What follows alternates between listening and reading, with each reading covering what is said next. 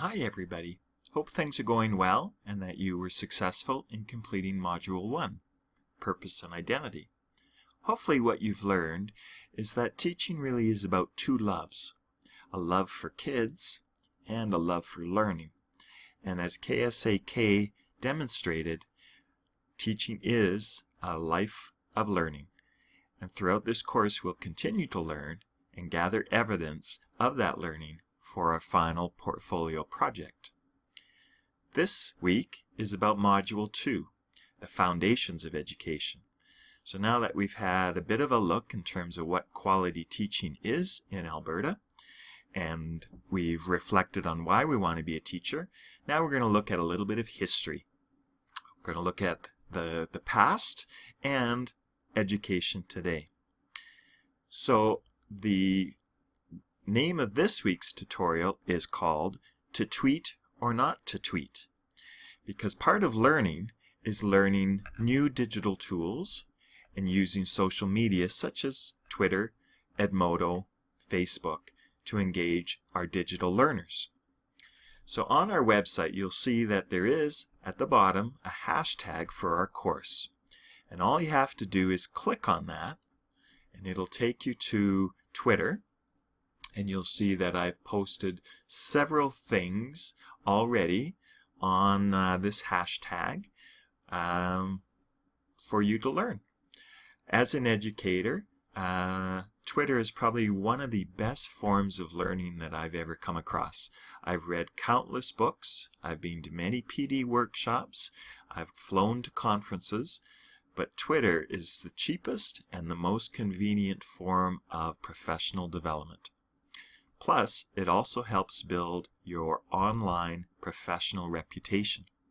In the world of social media, we do have to be very careful to practice good digital citizenship skills online. But that doesn't mean you want to have no presence. Most employers now are looking for teachers who do have an online presence that is professional. So if they Google you, and they will, you want them to be able to find the good stuff.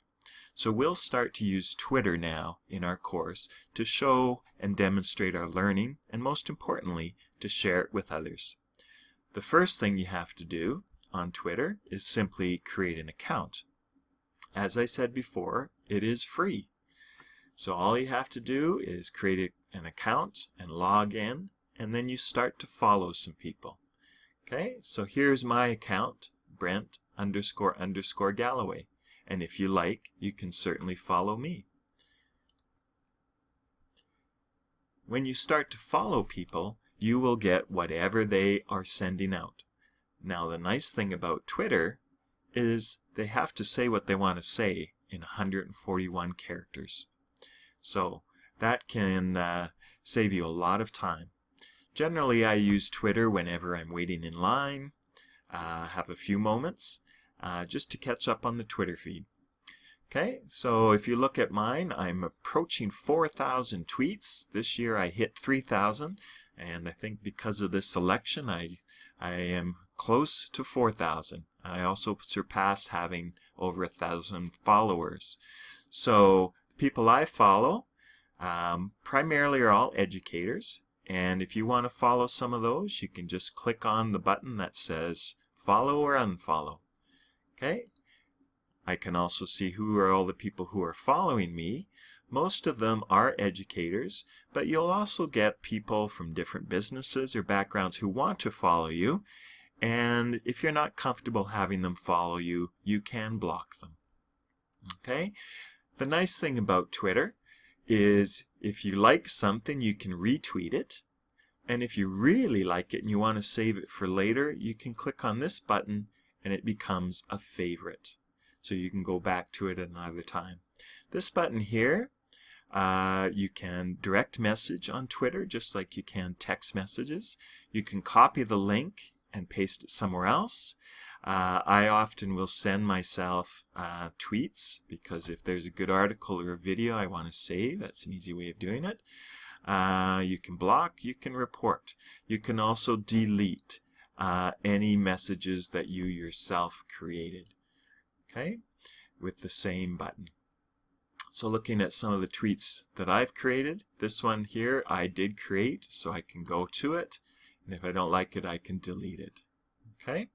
You can also put photos and videos on Twitter, but remember, you only have 141 characters.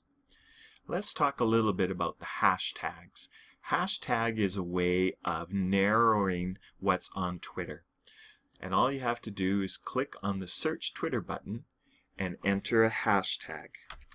And there's lots out there right now, from Prentice Blames Alberta to Alberta Vote, Prentice's Eyebrows. There's all sorts of different hashtags that have been created.